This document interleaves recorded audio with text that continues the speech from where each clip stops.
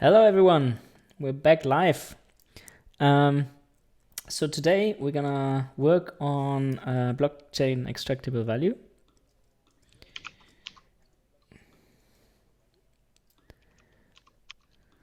Okay, can everybody hear me? Audio check here looks good. Nice. So we have written here a paper. It's not yet complete, so that's a draft. Yeah, feel free to chimp in with feedback in the chat anytime if you want. And we'll be working on that paper now. So the overall idea is to measure what the blockchain extractable value is and what you can actually get out of the blockchain in terms of financial value. So if you're a trader, for instance, you can perform arbitrage by equilibrating prices on different exchanges. And this is something that is part of miner extractable value. That's defined as MEV or blockchain extractable value in general if a non-miner were to extract this value as well. Yes, so I'll just start working basically. I'll go over the abstract that we currently have, massaging the text a bit and get along. And yeah, I'm working with this on with Kaihua here, who's also live, and Liyi is also involved, and he's currently sleeping. So since the inception, permission in blockchain have excelled at financial services and thwarted the double spending problem of electronic cash. Yeah, electronic cash is kind of, yeah, the double spending problem is important. Once this is solved, then you can perform, then nobody can steal your coins. Yeah, nobody can double spend. But adversaries are extracting financial value from the mesh of decentralized finance, enable smart contracts, so they can still extract value from trading, from observing trades that are happening on the blockchain before they're actually being executed. So there's always a delay when I create a transaction, I sign it and I send it out, then it takes some time until it's actually confirmed. And this discrepancy, this delay, allows for malicious entities to extract value. Like for example, they could do a sandwich attack. A sandwich is where if I do a trade, then somebody comes in and does like a trade in front and behind, kind of like sandwiching this victim transaction and extracting value from that. So this is part of blockchain extractable value. So some have characterized the Ethereum P2P network as a dark forest, wherein broadcast transactions present prey, which are devoured and exploited by generalized trading bots. In this paper, we show a simple yet effective automated transaction replay algorithm that is capable of replacing unconfirmed victim transactions without the need to understand their logic. What do we mean by their? I think I need to be more precise here. So we mean the unconfirmed victim transactions, right? We don't want to understand their logic, but we want to replay them. So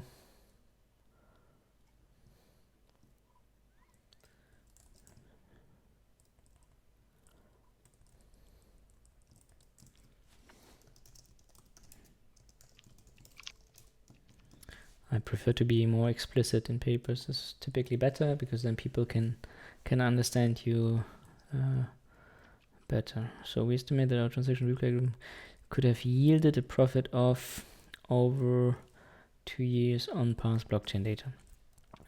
So this data we have to update later, but that looks good so far. So while transaction reordering and front running are known to cause losses to the users, we are not aware of works that have quantified how much value was ethically transferred. So yeah, so there are some papers that are quite great at discussing MEV or introducing MEV actually. But we haven't seen any works that made like a measurement or quantifying of what happened. So we systematize a front-running taxonomy to then quantify the amounts of use extracted from synergy. We find that over the past 2 years, those trades have yielded X in profit divided among. Okay, that's good. Oh, so the replay, how much did the replay yield? So I think we have it in figure, it's figure 7, no? Kaihua, figure 7. Yes. 7a. Figure 7a. Have you reported the US dollar value here, or just the ETH value? Just these. Okay, which macro can I? No, the macro. Okay, I have. Then I will just convert this. Okay, it's this one. Well, we should introduce a macro later on. Okay, that's fine. We can leave this for now. Okay, moreover, while transaction reordering and front running are known to cause losses to the affected users, we are not aware of works they have quantified. We systematize and quantify those. Yeah, that's important. Arbitrage and liquidations, they're actually good strategies, right? They're not malicious. But traders can confront others, causing financial losses to their competitors, right? Okay. Whereas miners can, and as we show, are engaging in miner extractable value. In particular, should we call it miner extractable value or blockchain extractable value? We don't really define this properly, right? I think in the paper so far. Yeah, I think we can be more general. It's not limited to miner extractable because, like in replay, non-miners can also extract value, right? Yeah. So, but more risky for sure. But we should keep it more general. It's not limited to miners. Correct. I mean, so if we talk about miners, we can call it MEV, and otherwise we can just call it BEV, right? That's blockchain extractable value. Yeah. I think that's fine. Probably I will write this in the introduction somewhere to make it clear. So we provide evidence that miners do not broadcast 1.6% of their mined transactions and instead choose to mine them privately. Privately mined transactions cannot be front-run by other traders or miners. Particularly, we show that at time fighting, the biggest Ethereum mining pool is seemingly trying to cloak. Miners therefore not only centralize transaction, but could even destabilize blockchain consensus. Okay, I think that's alright as in a current draft abstract. Let's go to intro. So with the recent surge of DeFi, distributors have shown their strength in mediating trustlessly among financial actors, exchanging hundreds of millions of US dollars on basic. Traders here will rely on immutable smart contracts and coding the rules by which, for instance, automated strategy operate. Critically, the order in which financial transactions actually matter. The order in which financial transactions actually matter. The order matters for the engaging traders. Permissions blockchain, however, don't provide a mechanism for traders to guarantee desired execution order. Transaction of free broadcast or sent to miner privately and then execute. Yeah, I think that's okay. Again, how Escandier et al. Beautifully distill the state of open and observe a distributed network of transparent dishonesty.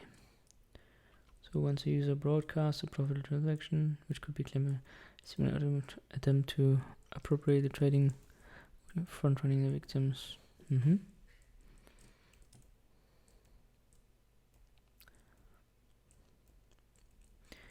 Exactly. So we certainly want to quantify. This is the main goal, right? We want to quantify BEV. I think I should mention here that we call this BEV in general, and MEV if it's a miner practicing BEV.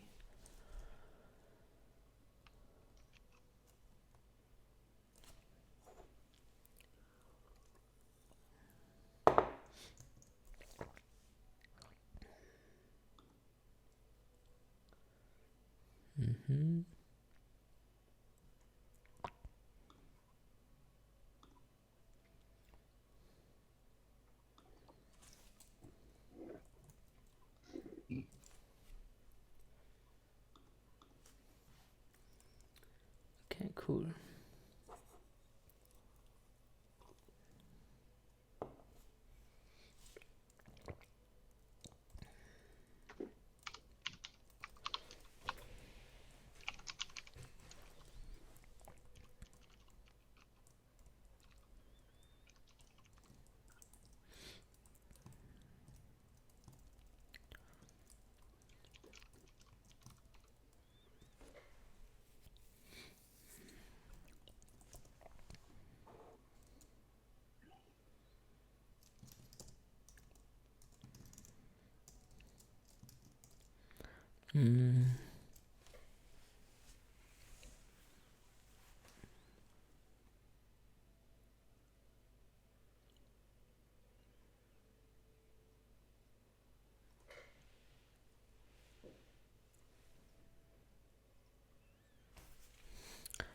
I'll call this here decentralized autonomous market maker. That's important.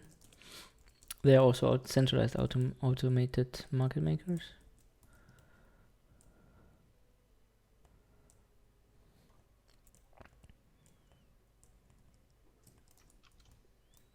Currently. Can still come.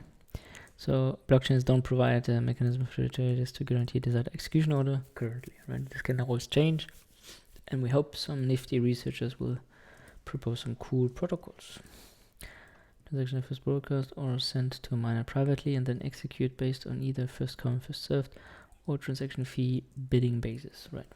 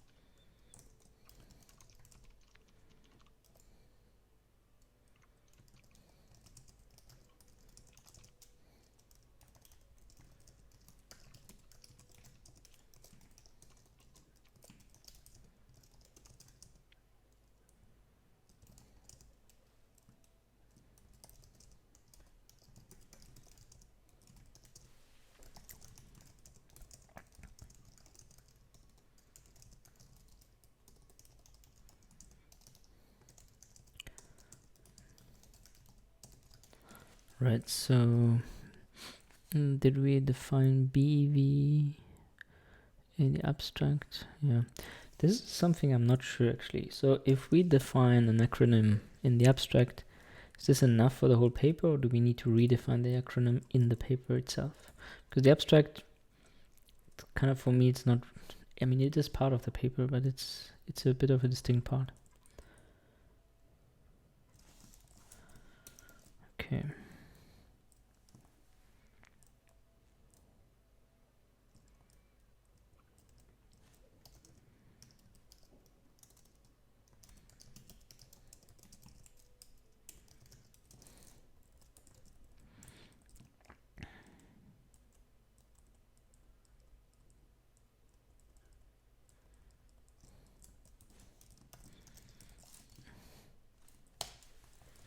Good. So we capture various sources of blockchain extractable value, such as sandwich, attacks, liquidations, and arbitrage, which we call mine extractable value if extracted by miner, as into remain in line with the terminology of related work.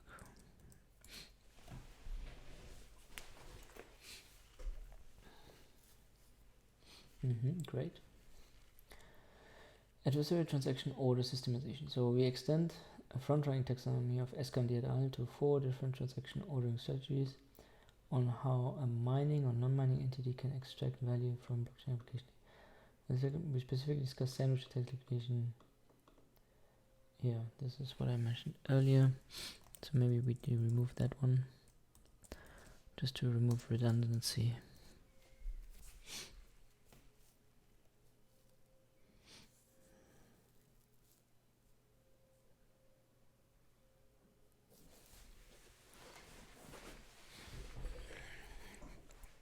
Okay. Based on the historic blockchain state of the last 2 years, we quantify the estimated overall extracted value for sandwich attacks, liquidation, arbitrage, and blockchain cloaking. For sandwich attacks, we identify the independent addresses performing attacks on Uniswap and SushiSwap, amounting to a total profit of Those actors pay an average transaction fee of indicating company for fixed spread liquidation protocols, such as AVE compound DYDX. We find that the past.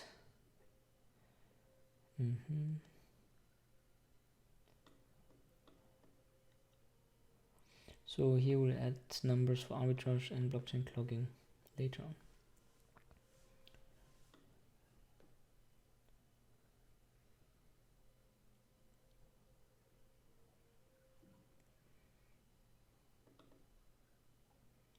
So how fast is the replay algorithm? I don't know. I didn't record.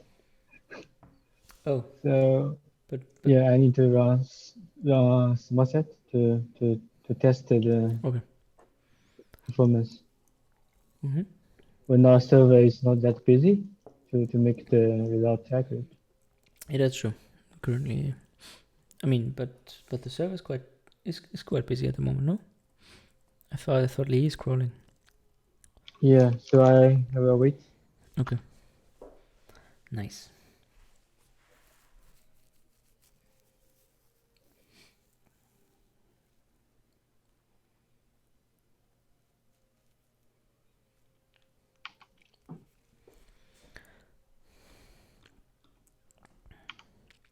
So I'll mark this on in red so we don't forget that.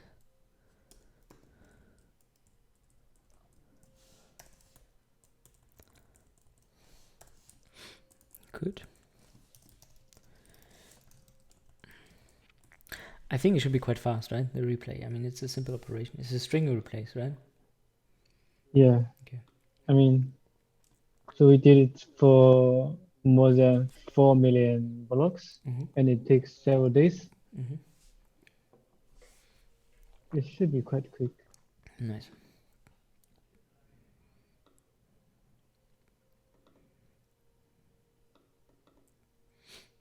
Oh, this is wrong, no? This is not 4 months here.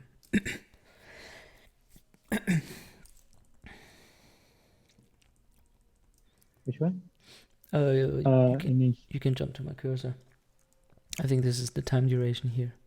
Yeah, I think I put this in the static one. So this should be time duration. So a span of 2 years on the Ethereum blockchain. We submitted over. Oh, do you have a macro for how many transactions? I can do it. Sure. Yeah. Cool. So these transactions could have been replaced. So this means that obviously we didn't do this, but just measuring past data, we can. Okay, we estimate that transaction could have been replaced, yielding a revenue of. Yeah. Okay. So this is. We don't have a macro for that, right? We need to. Yeah. Did you Do we add? put the Ether or we only use USD? Oh, true. Yeah, we have to report in Ether. That's true. Yeah. Okay. So total replay profit, no? Oh, you are typing? Hey, I was faster. Okay. I disconnect. Oh, really? Sorry. You're kicking me off. Yeah, overleaf is not very stable sometimes, huh? Yeah. Okay, so to mitigate the negative effects of front running, we observe an ongoing centralization in Ethereum network propagation. By monitoring the network, the peer-to-peer. Oh, did we define peer-to-peer? I'm not sure we did. No, we did not. Good. Then I will hear.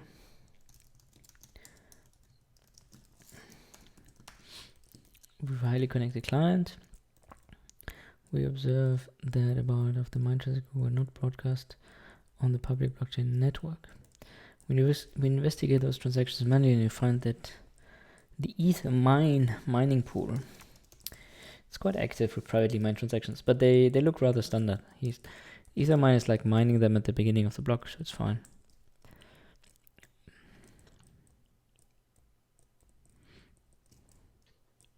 So the Spark pool is a bit more dodgy in the way that this mining So numbers always in this, yeah. Oh, you can share with Japan maybe, no, the stream. Appear to try to conceal its priority transaction fitting gas price in semi-random block order. So the Spark Pool is issuing its priority demand transactions exclusively to smart contract, which apparently performing arbitrage. Yeah, the Spark Pool looks quite this contract looks quite interesting.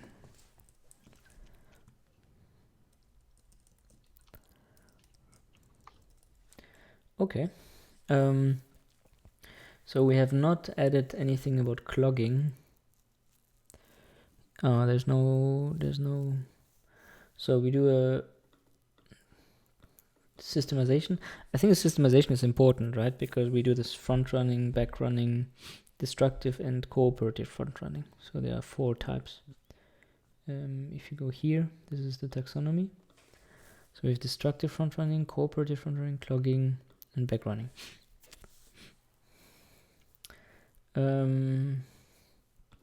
Maybe I can add this to the first contribution. Yeah. I think I'll add this. Okay. Within this taxonomy, we say this sandwich the tax liquidation proceeds arbitrage. For clogging, we measure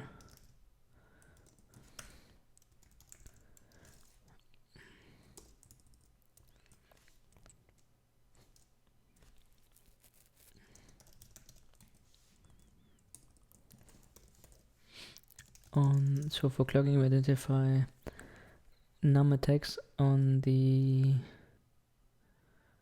in the past. This total duration, no? Duration. Oh, where is this? Time duration, exactly. We identify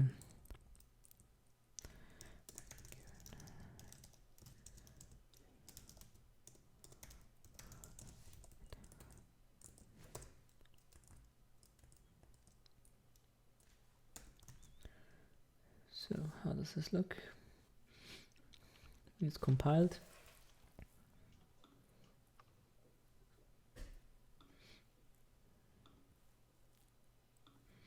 Okay, so for clogging, given heuristics, given we introduce heuristics to identify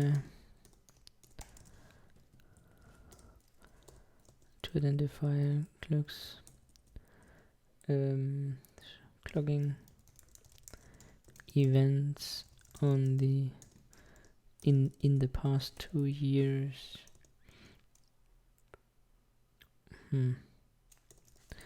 In the past it's a bit difficult because it's so the paper might get old, right? And then do you want this still to be valid text? So for clogging, we use heuristics to identify clogging events in the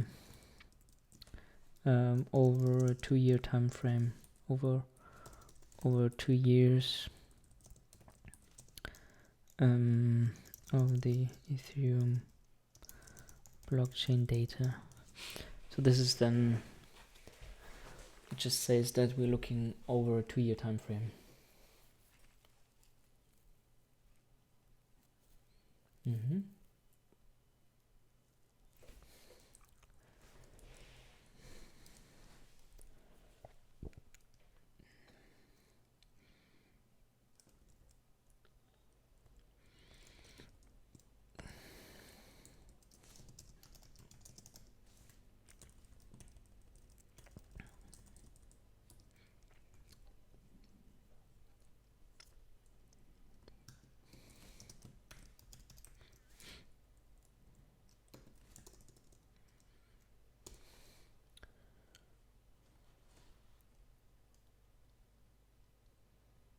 So we had some data somewhere that the clogging was like up to 5 minutes. Where was this? Clogging.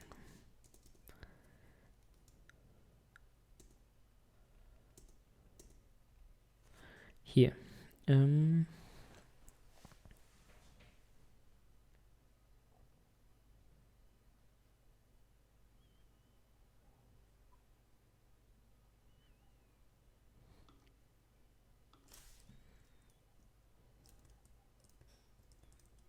Yeah, it's very beautiful data provided by Liyi.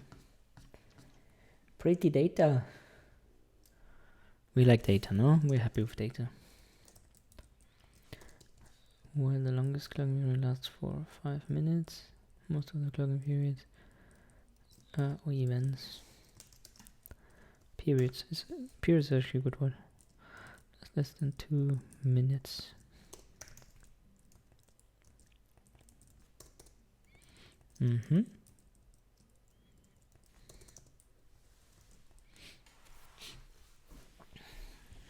I'm adding as much quantifiable results to the intro as possible, right? That's always good.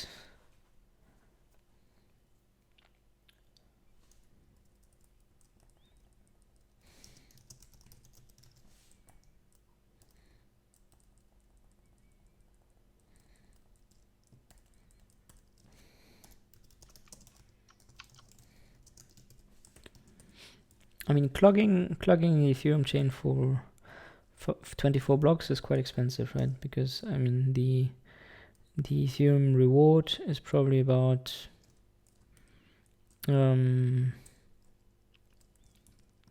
reward is probably about 2 Bitcoin, 2 Ether. So it's 24 times 2, let's say 2.5 with transaction fees, and this is this 60 Ether at a price of whatever, 900. That's like a price of $54,000. Yeah, which is expensive.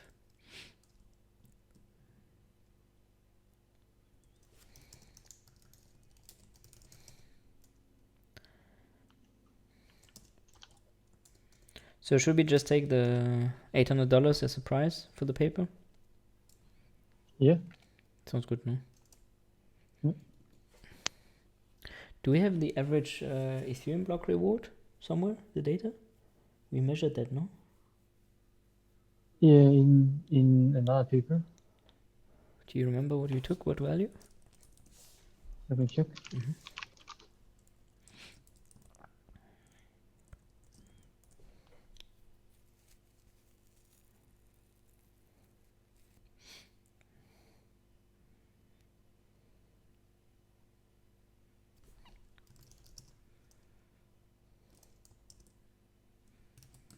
So 24.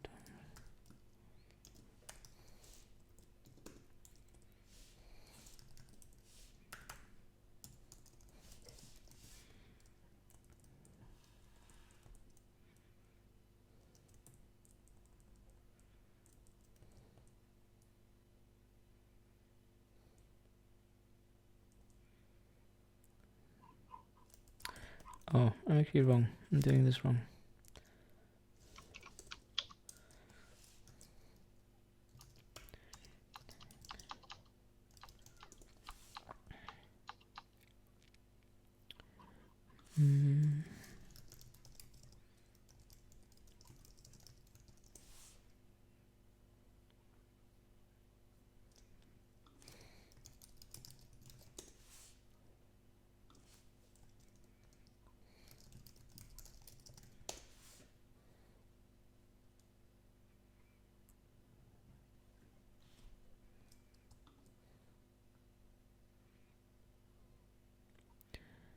So where is this? Oh,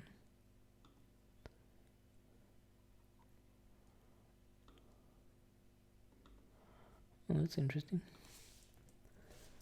They did in DAX tool in 2020. So I'm looking for the Ethereum fees.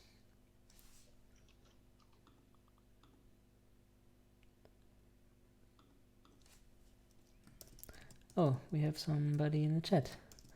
Hi, Chipeng. Sorry, I didn't see your message. What do you mean by open your camera? I think you cannot stream your camera. I mean, I think Twitch is not designed that way.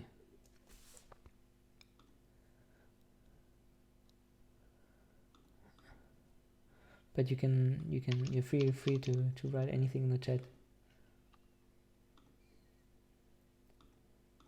Cool. So I'm looking for the average transaction fee for Ethereum. There's some really nice website. I can't find it at the moment. It's not that one.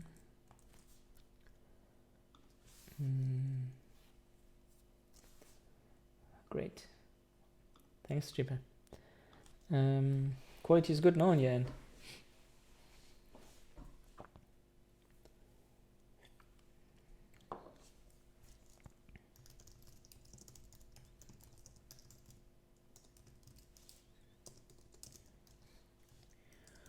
So average, let's check that out. Y charts, I've never seen that. Bit info charts, I think it's that one. Yes, this is awesome. So this website is really cool because it shows you the average transaction fees. And yeah, we've seen here this year they got quite high. But more importantly, they have like all the different blockchains. They have quite interesting metrics. I think the most interesting one being here the reward per block.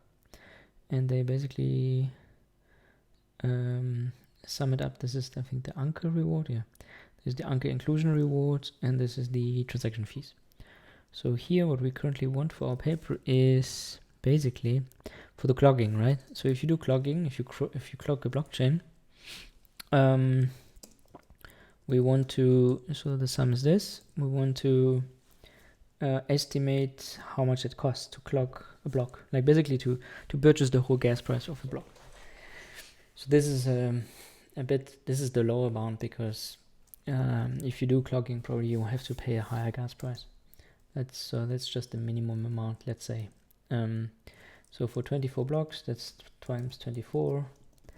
That would correspond to almost 39 ether. So let's just round it up, corresponding to about 39 ether. I think that's all right to report that number. I'll check with Liyi later on. He's the expert in clogging. He's the blockchain clogging expert. Well, we can use gas tokens, right, to reduce the cost. Yeah, that's true. But how much can we reduce that actually, you know?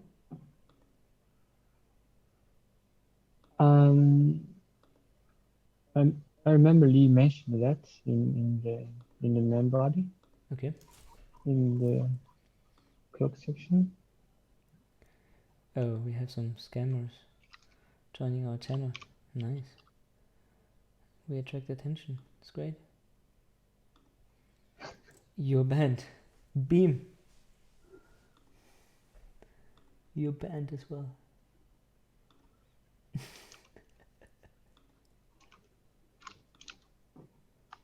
It's nice. It's very simple to ban people. Not that I want to ban people, but if there's scammers coming, what can we do? Unfortunately, we have to.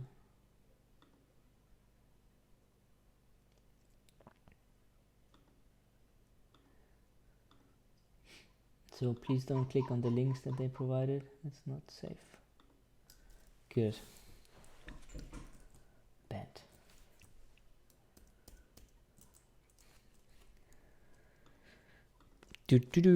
Okay, very good. Now, so this is the adversarial transaction order systemization.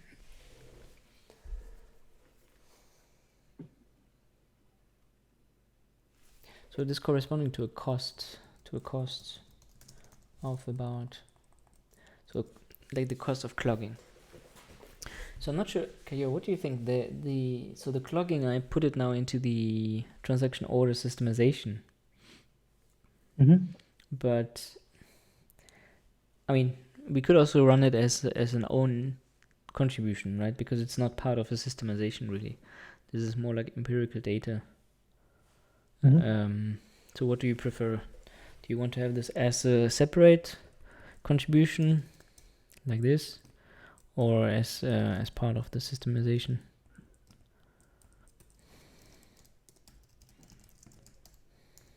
Like this.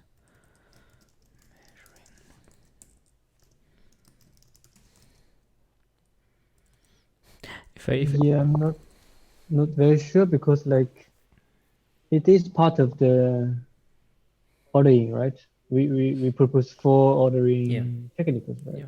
This is one of the 4. Yeah.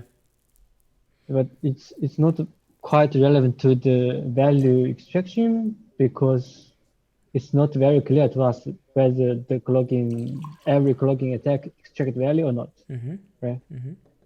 So, Yeah, that's true. That's interesting. What do you guys think in the chat? Should we separate that or not?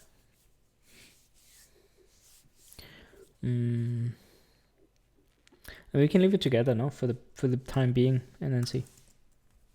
yeah. It's quite funny. Clogging, I always read it as C logging. I'm not sure why. Maybe because of Golang programming or something.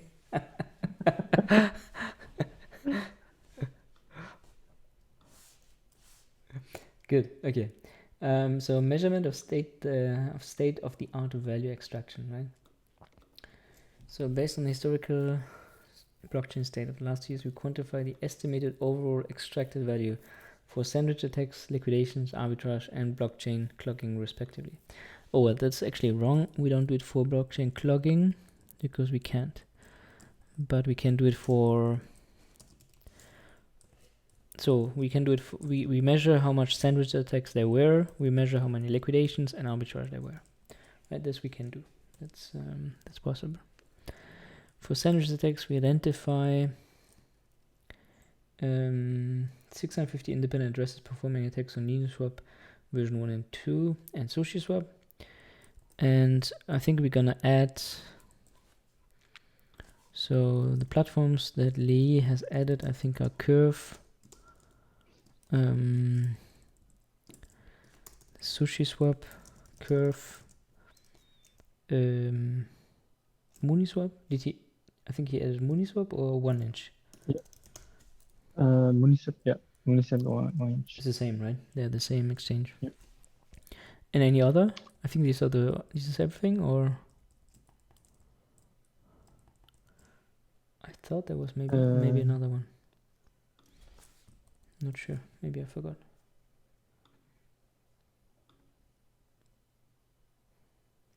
Five? Is that 5? Yeah, I think that's it. Yeah. Okay. So Curve 1inch. So Uniswap version 1 to SushiSwap, Curve, and 1inch. Right. So then I can check how big they are. So we can just basically go to dbank. So dbank, they have a very nice ranking, which I can recommend you guys looking at. So here you go to DEX. And there you can see exactly, these are the top 4, right? So Uniswap. Uniswap version 1 is quite small. But it's still big, right? Like Uniswap version 1 has still 720,000 locked value. I don't know, this is the volume. Where can I see the other transactions, the locked value? Total value locked. Here I can only see the trading volume. Number of users. That's interesting, no? The number of users of the platforms has not really increased. I guess they quantify the number of users with the unique addresses that are interacting, I suppose. So let's go here to total value locked, and then we can just choose, we just make the sum. So this is Uniswap. We have capture Curve as well. So we capture the exchanges for arbitrage, right? That's important. SushiSwap 1.4 billion. And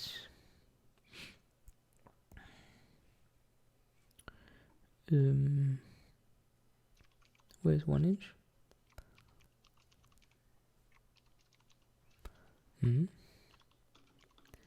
Mooniswap, you mean?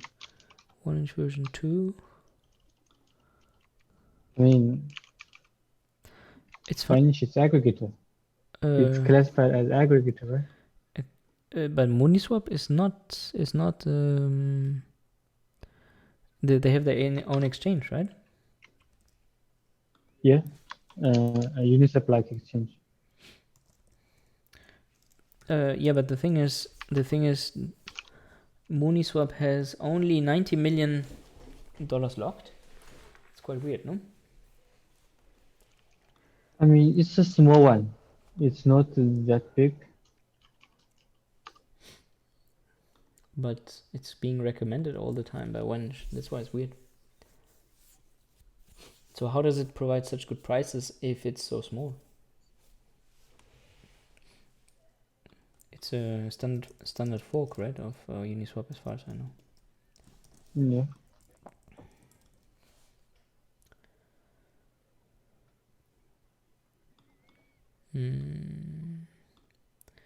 Then I cannot get.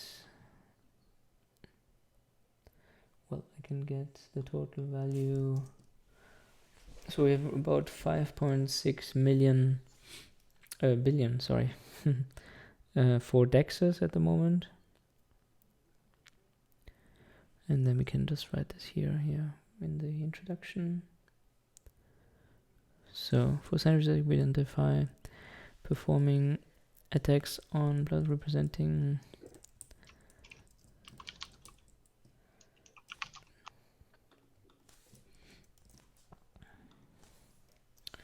$5.6 billion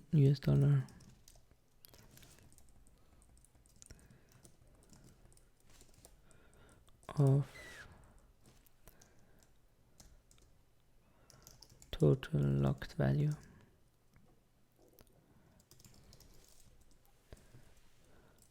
Total value locked. I always mix that one.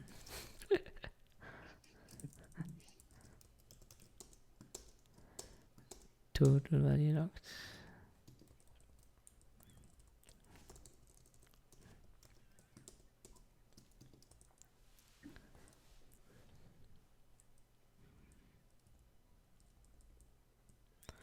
So for example, we identify independent address performing attacks on collectively presenting total value locked and amounting to a total profit of. So the actors pay an average transaction fee of indicating competitive behavior. So competitive. Everybody's so competitive. We like competitions. So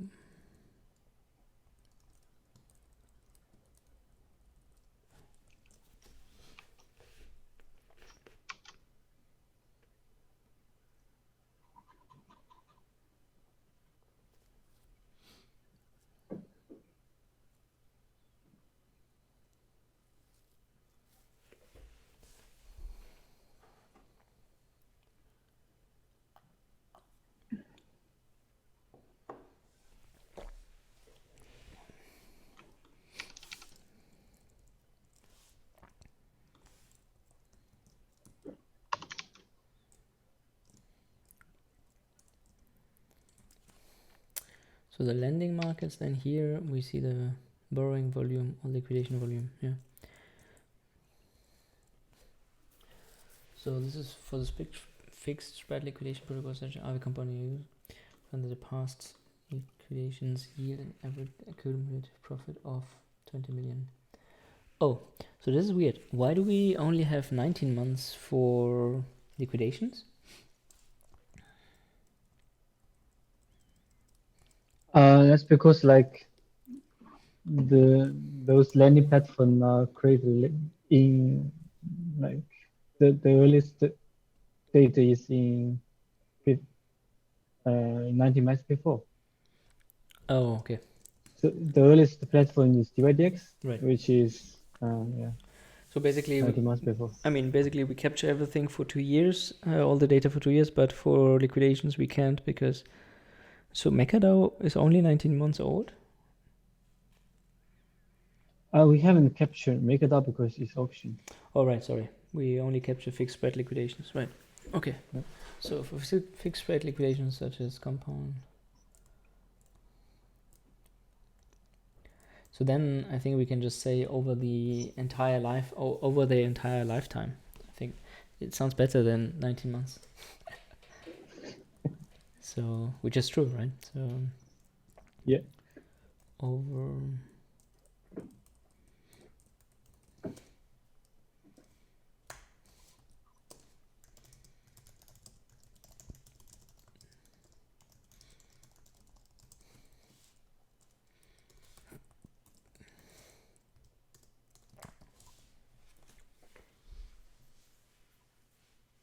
So why do you say that 87% of the liquidations follow the front-running strategy?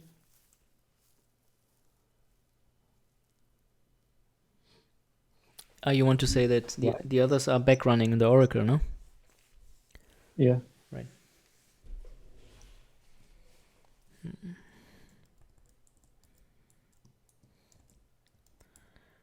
So what we could say is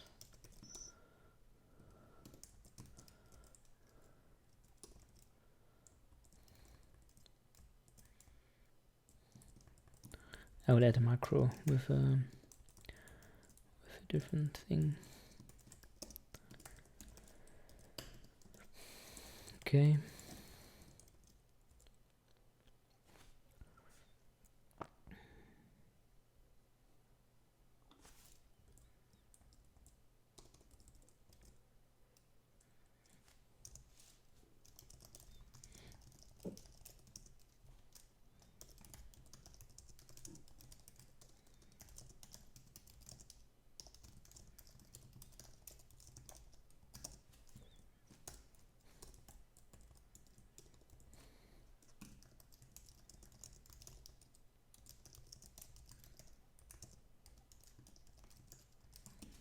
Okay, I changed a bit the wording, but it's the same message.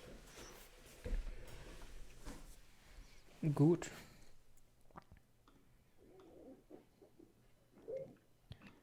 Connection is good. We have a nice bitrate of 6,000 kilobyte per second. Awesome. I love fiber network. Okay, transaction replay. Transaction replay is quite interesting. This is very cool stuff. So, to give an example of a generalized peer-to-peer network trading bot, it is kind of a peer-to-peer trading bot. Yeah. I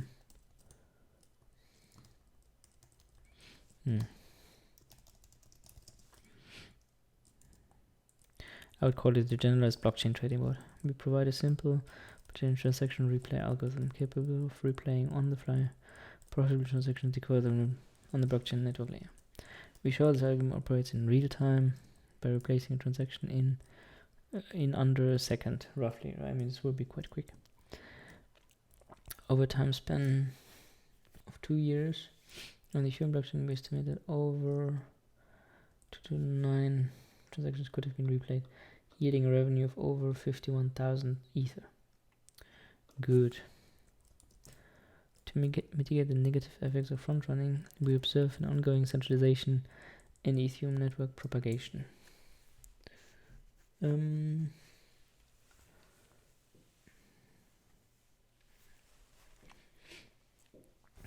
Oh, peer-to-peer, I think I introduced that before, so we don't have to do that again. Oh no, we didn't. Okay. We observed that about 1.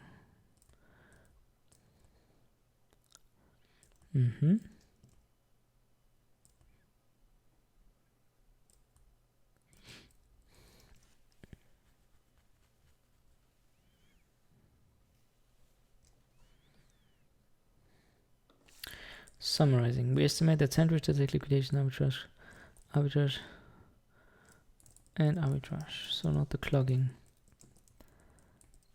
account for an of over US dollar. This is red. You have to update that.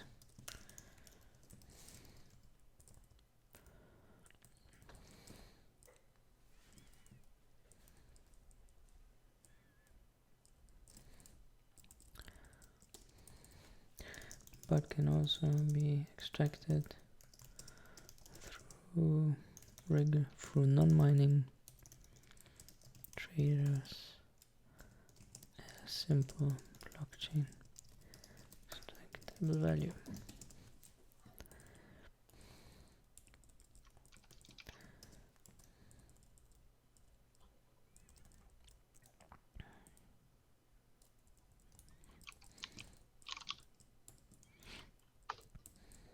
The larger the extractable, the more critical consistency might be affected, in particular in view of possible decreasing block rewards. Yeah. We therefore hope to shed more light on practice and dangers which previously have not been quantified. Yeah. Oh, okay. So, the reminder of section 2 outlines the background on blockchain and DeFi. We discuss related work a bit later, but okay, we have to fix that part here.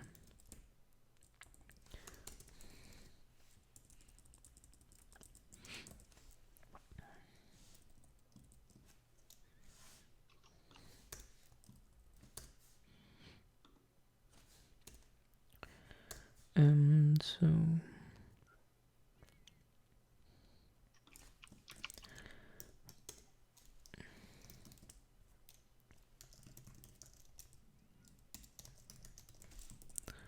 this is section 3.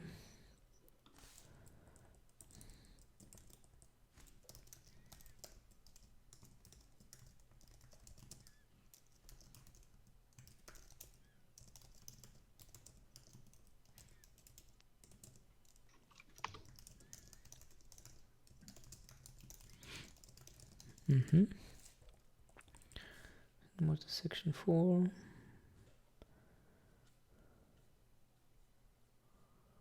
Measuring the extracted value. Measure the blockchain extracted value for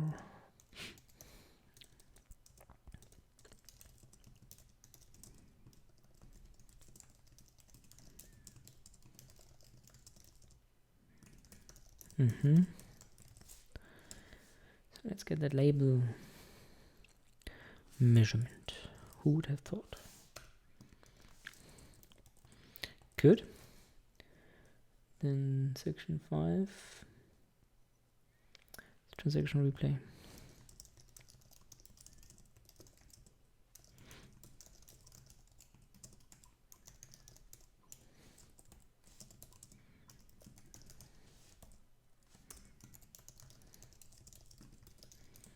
Replay.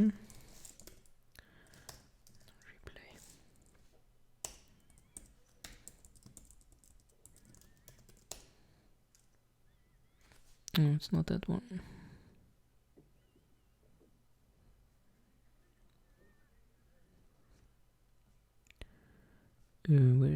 Where's the? Oh, it's called naive replay. Okay.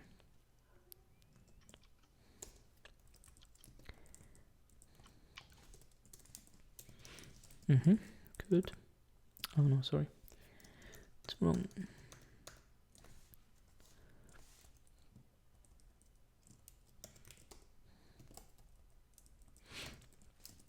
Here, it's correct. Naive replay. Good. Yeah, T-Bang followed me. I have 2 followers on Twitch. It's amazing. It's an all-time high. Nice, like Bitcoin. It's like Bitcoin, all-time highs all the time. It's the season of all-time highs. It might last shorter than you think.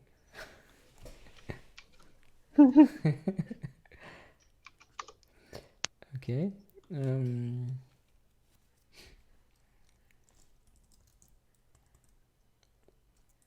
So that's that one. Then we have section. Oh, still wrong.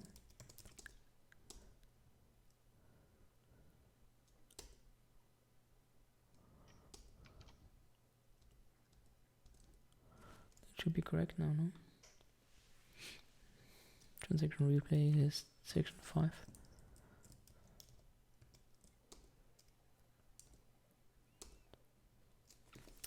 Oh, I think I did a mistake. As so often. Yep. So this is this one. Good. Typo 2. Okay, we introduced and write another transaction replay algorithm section 5. Then section 6. Section 6 is obviously my favorite part of the paper.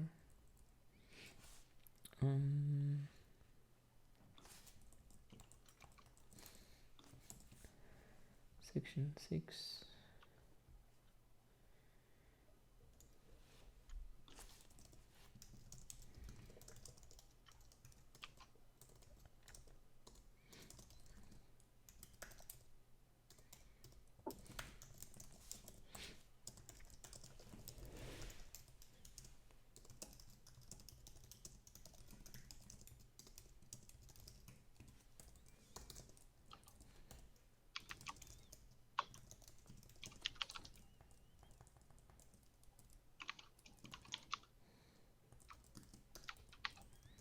Good. We discuss right to work in section 8 and conclude, or 7, and conclude the paper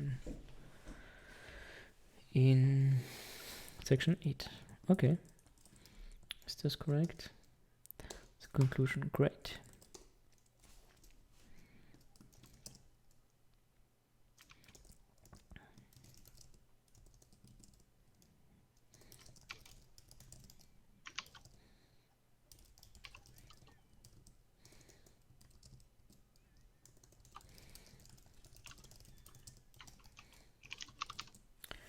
Okay, there's just some small intro sentences, quite important at the beginning and of these paragraphs. So permissionless blockchains are made up. Yeah, they're made up of a network. Don't trust an atom. They make up everything.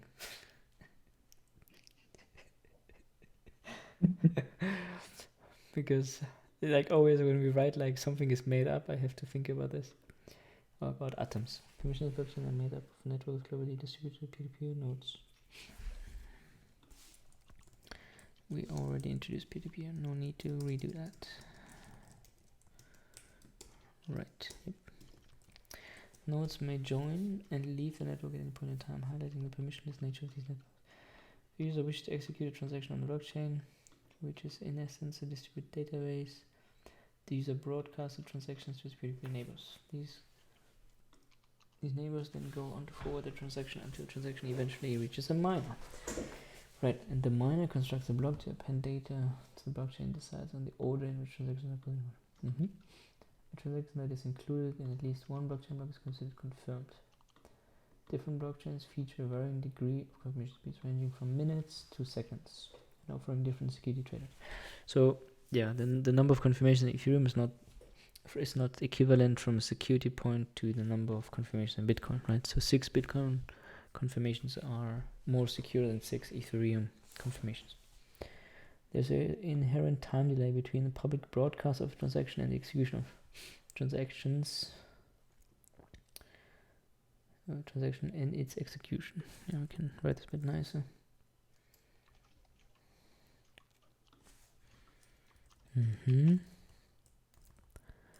And its execution within the blockchain. Blockchain node store unconfirmed transactions within so-called memory pool or mempool. For more thorough background on blockchains, refer the reader to several helpful SOKs. Smart contract in blockchains allow the construction of decentralized finance. Yeah. Beyond value transfers.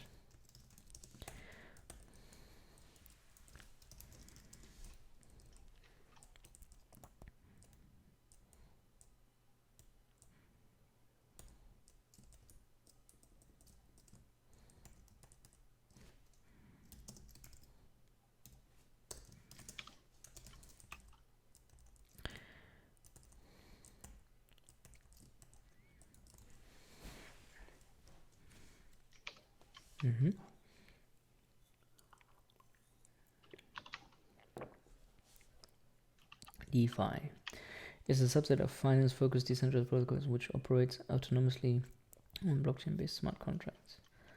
After exclusion of the DeFi systems and endogenous assets. So the endogenous assets, I think Kaihua, the endogenous assets in in DeFi are, for example, if you create ether, if you take ether, you create DAI, then you have more value in a sense, right?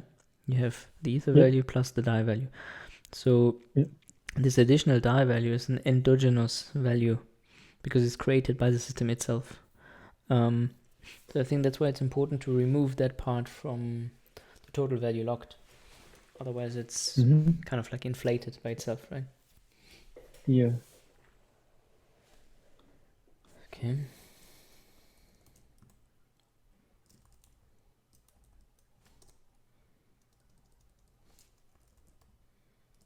I think we did introduce AMM before in the introduction. Great. Okay.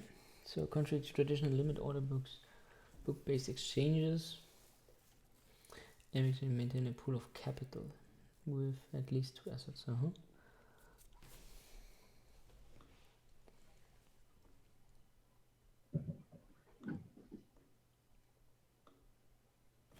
Right.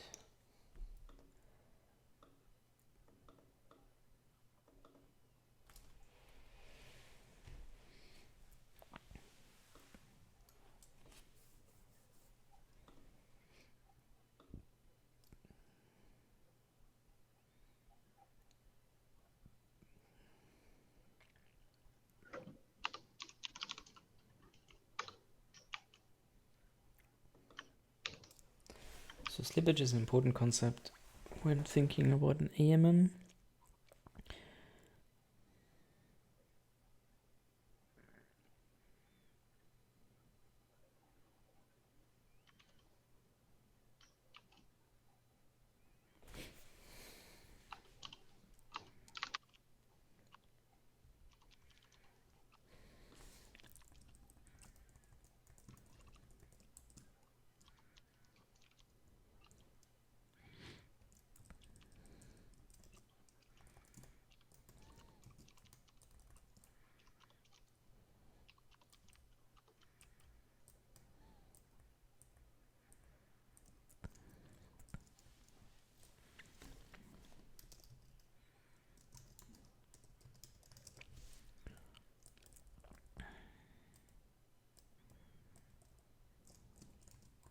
Cool.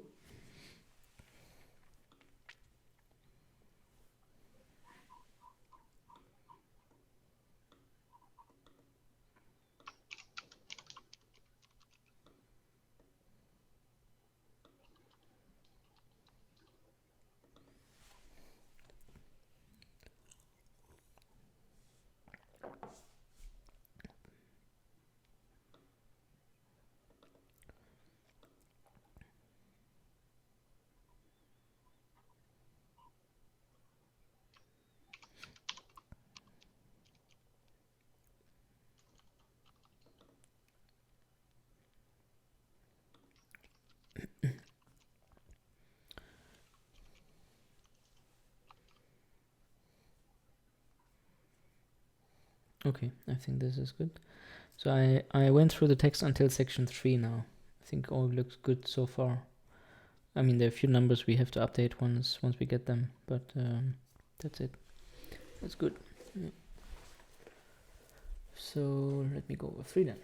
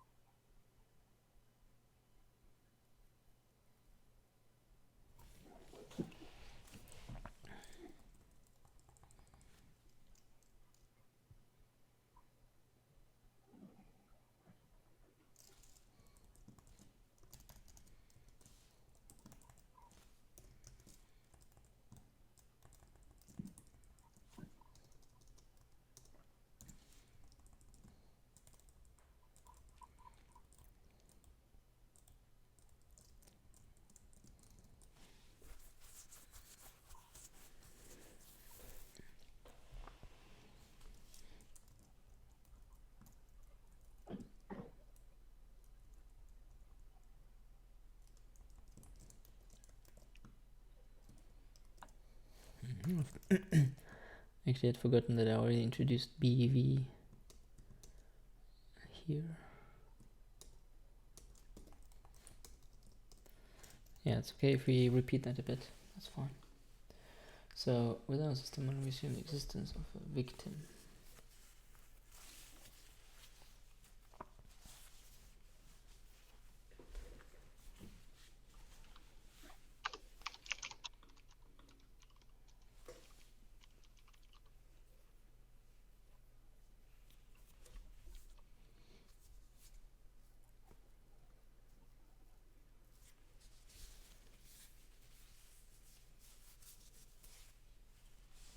So in every paper, right, the system model and the thread model are really key.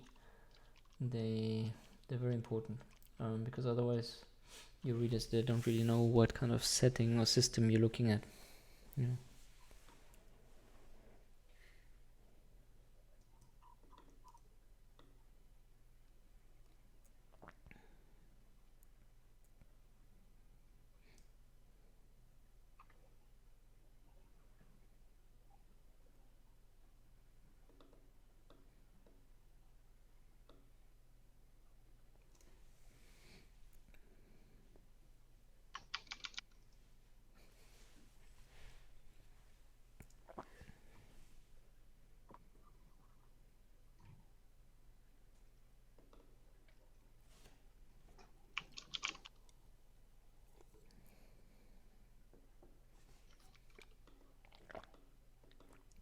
Cool.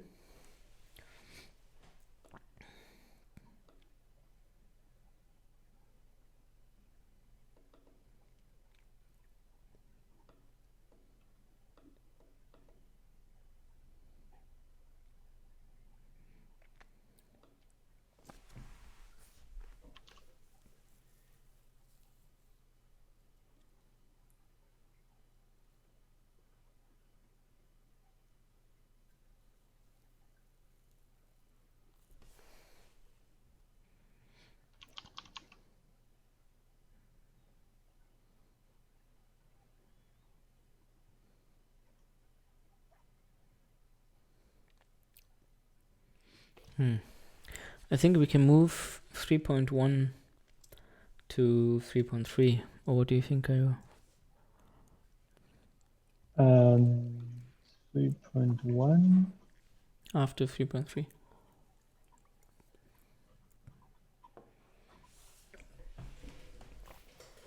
Yeah. Sounds good, no? Yeah. And they're more connected.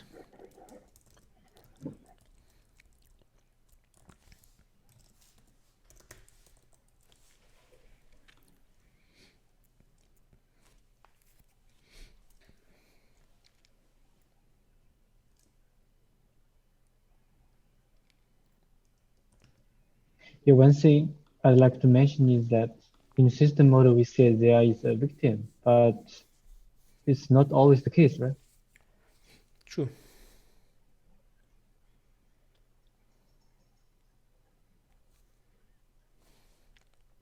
Like if you background in the liquidation, the victim is actually the price oracle transaction, right? But it's not the victim, right? You just follow it. Yeah. What we could say, we assume the existence of a trader, conducting at least one blockchain transaction. And then we can say trader is free to specify slippage.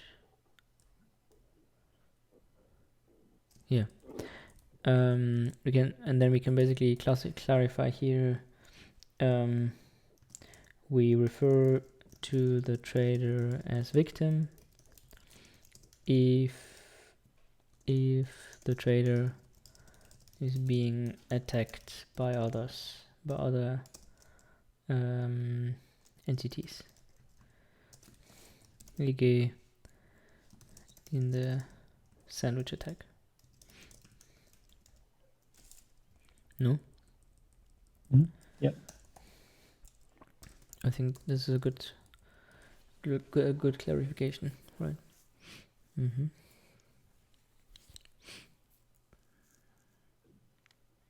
So This is one of the first contributions here. We discussed the concerns that might arise from when discussing front running. With a very important impact of an adversary front running transaction on the subsequent victim transaction. ECT provokes the victim transaction to fail.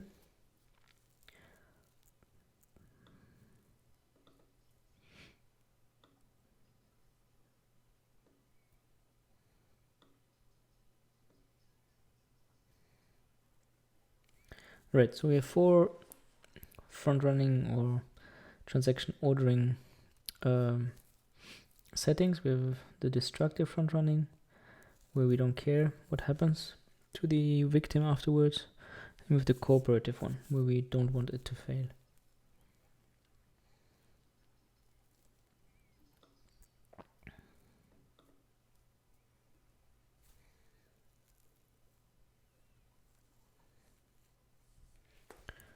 Is destructive.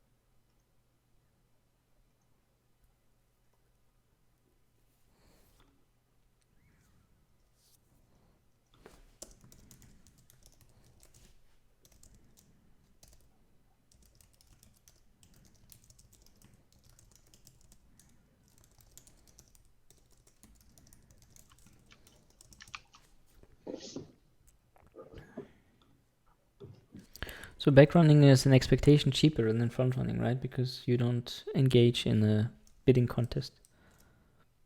Yep.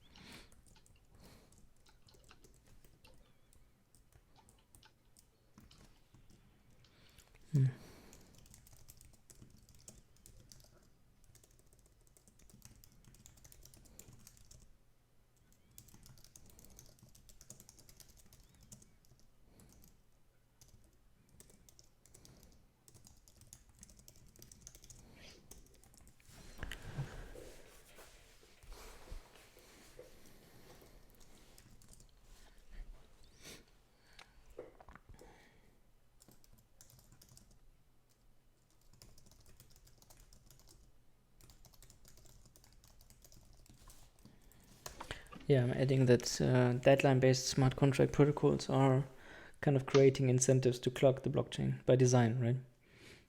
So Yeah. if you want to, I'm not sure there's any deadline protocol that will not incentivize clogging. It's very expensive, right? I mean, basically, this insight alone is quite interesting because this means we should not create blockchain protocols which have deadlines. It's a bad design pattern. But in practice, like if you are clogging the blockchain, the other participants can also like increase their gas price, right? Right. To compete with you. Like I feel it's pretty much depends on how good your boat is. Like generally, boats are participating in this game, right? Mm. Like in March, the MakerDAO boats failed to bid auctions for the liquidations, right? Right. But but if your boat is good enough, it can detect such event and it can increase the gas price. Mm. And yeah.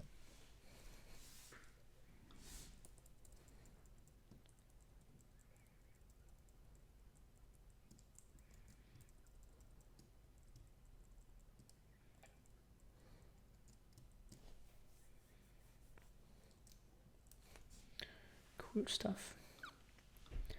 Good. All right, then I'm done with section 3. Moving to section 4.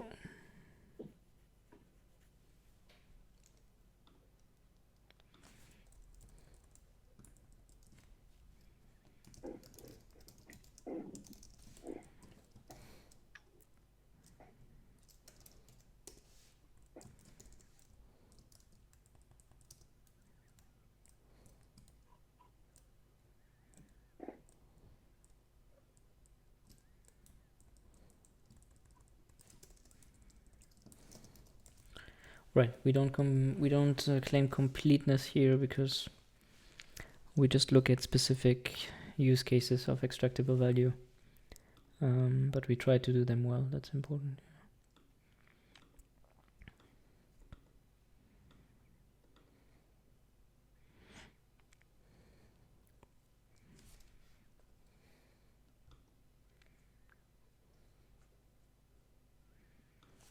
Okay.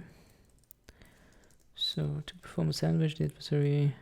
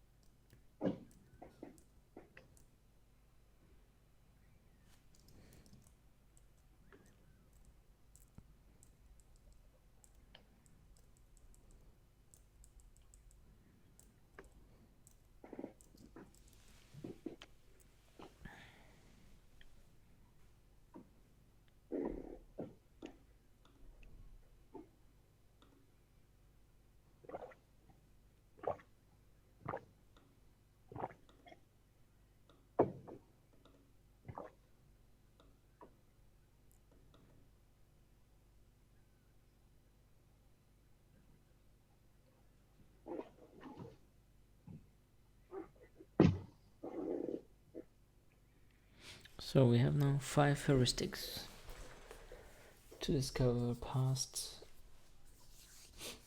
sandwich attacks. Right, so obviously we might get false negatives because a sandwich attack can also be across several blocks.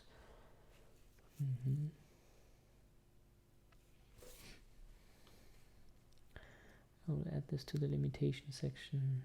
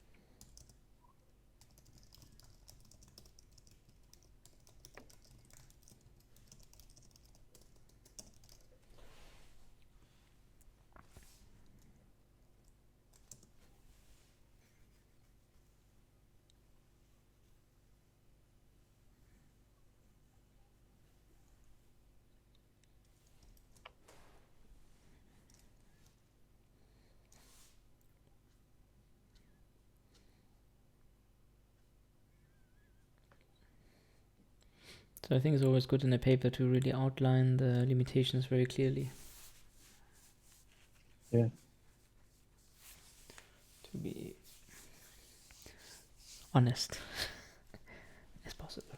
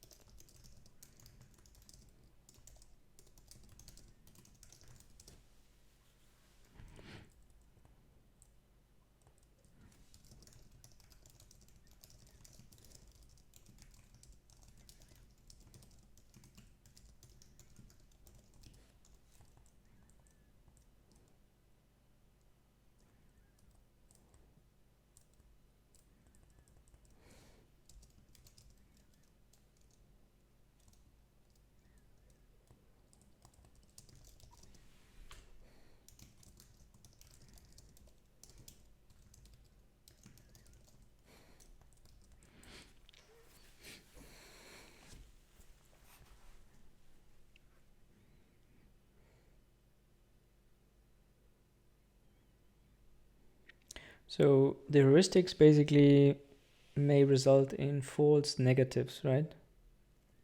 Mm-hmm. Do they also result in false positives?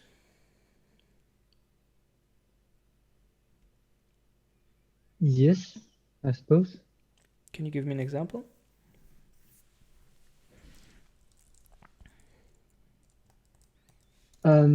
Like for the sandwich attacks, like it could be like by chance there are two transactions that are are executed like before and after a victim transaction, right? But it not necessarily mean that this is attack. Yeah.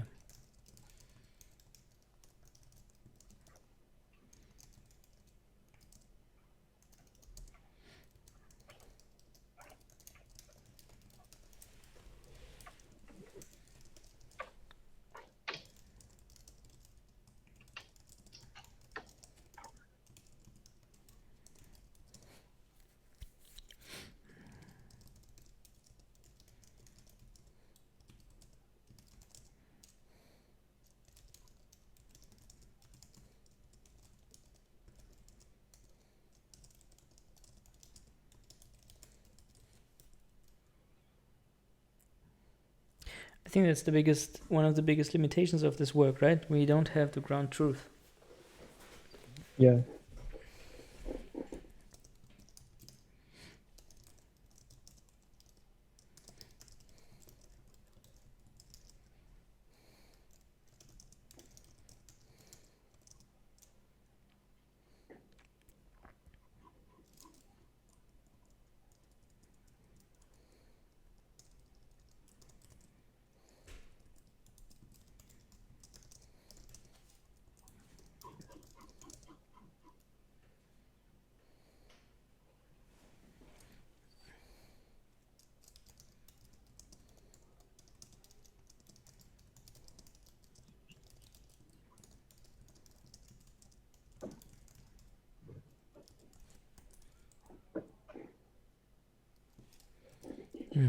Good. So I think I made a first version of the limitations, which sound okay.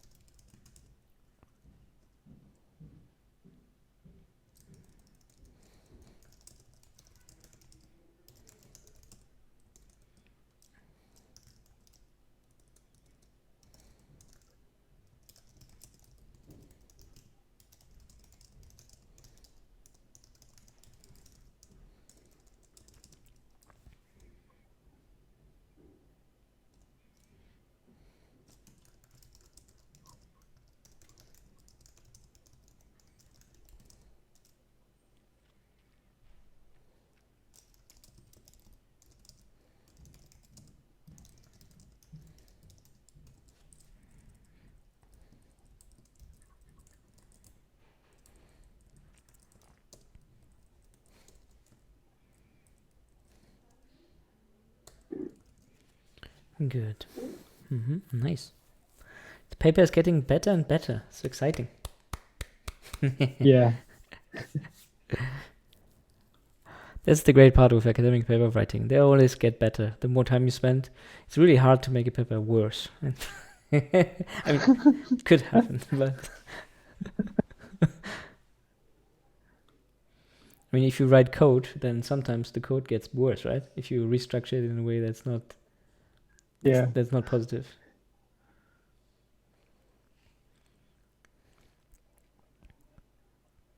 So every front-running transaction maps to one and only one back-running transaction. That's quite nice because then it's very restrictive on the types of sandwich attacks that we're looking at.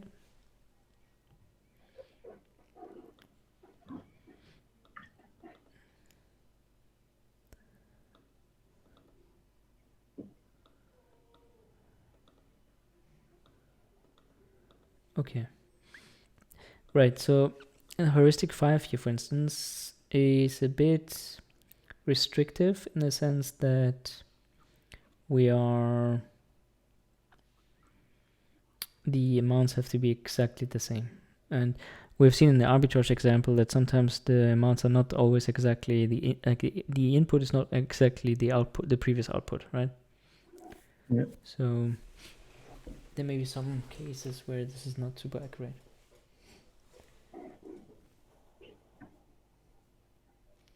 Okay. Empirical results. So start block and end block, these macros, these are the blocks that we have throughout the paper, right? For the crawling period. For the crawling period, right? Yeah.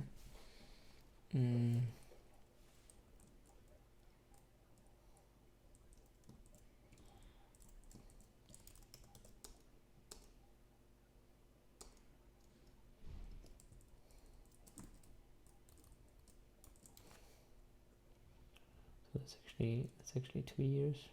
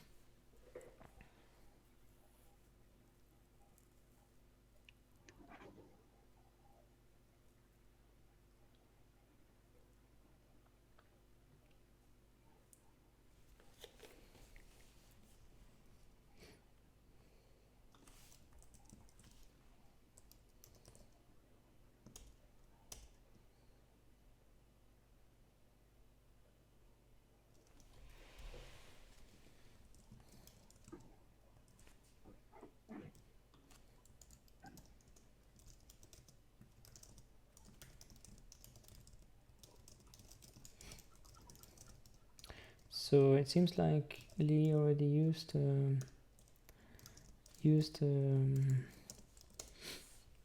some kind of Ether USD conversion price in the paper.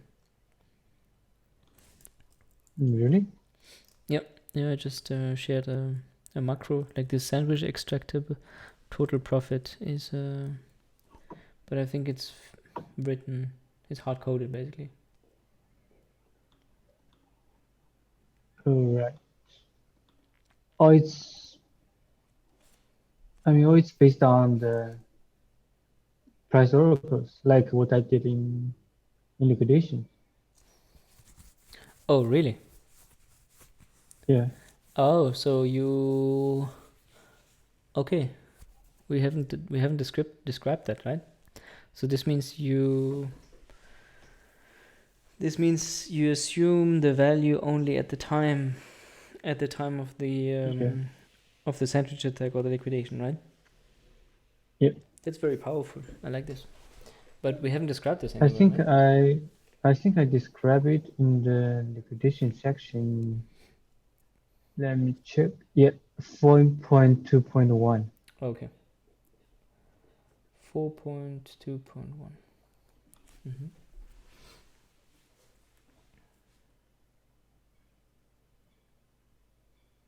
Oh, you mean you normalize the profits to US dollar? Okay. Yeah. I would call this to convert. It's not normalized, no? Yeah.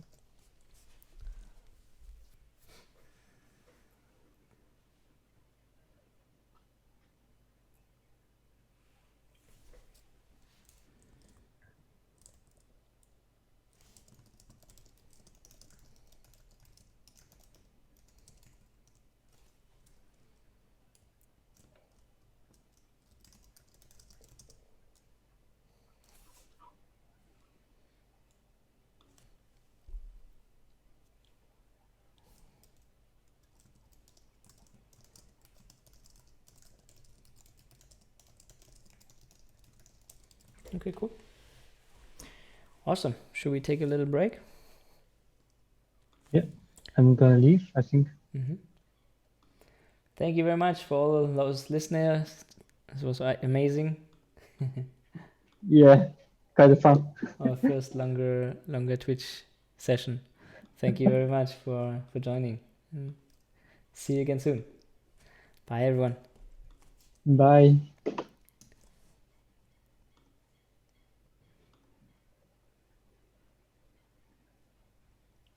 Okay, cool. I think I stopped streaming. Or no?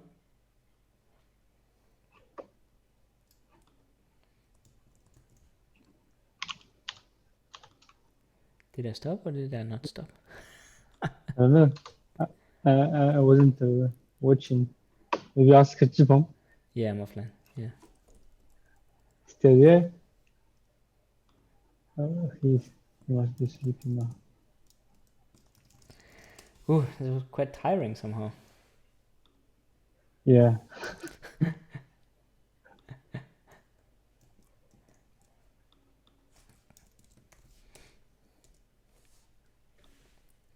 Nice. Bye.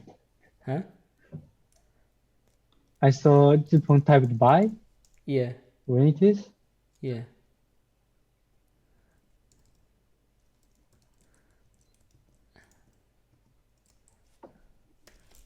It's a bit delayed, right? This stream.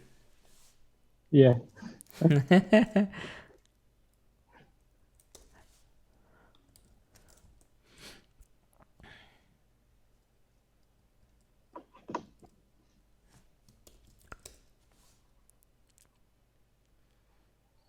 Okay, so what can I do tomorrow? Sorry? What can I do tomorrow for the paper? So in the introduction, there's still missing. But there's for Liyi to do, no? Yeah. Yeah. So I think we're missing a bit figures, no? In general. For in general?